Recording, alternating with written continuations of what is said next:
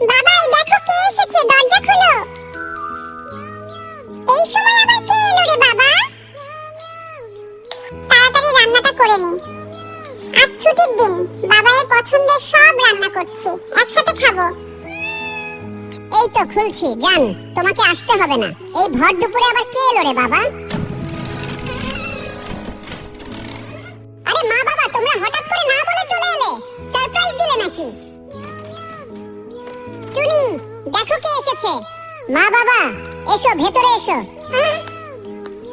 কই আমার বৌমা কই? তাকে আগে দেখি। প্রণাম করতে হবে না মা, এসো আমার কাছে বসো। কেমন আছো মা তুমি? আমি ভালো আছি।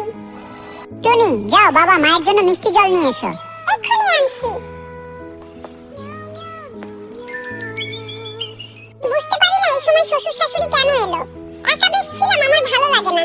এটা নিশ্চয়ই বাবাইয়ের কাজ। এবার আমি নিজের সেবা করব না ওনাদের। বাবাই, এখন আমরা এখানেই থাকবো যতদিন না পর্যন্ত বৌমার ডেলিভারি হচ্ছে। আমাদেরও তো একটা দায়িত্ব আছে, বলো বৌমা না হলে কি ভাববে? ঠিক আছে, কিন্তু কতদিন থাকতে হবে? নয়তো বৌমা ভাববে আমার শ্বশুর শাশুড়ির কোনো দায়িত্ব নেই। আমরা এসে গেছি আর ওর কষ্ট হতে দেব না। শাশুড়ি হিসাবে তো আমার দায়িত্ব আছে।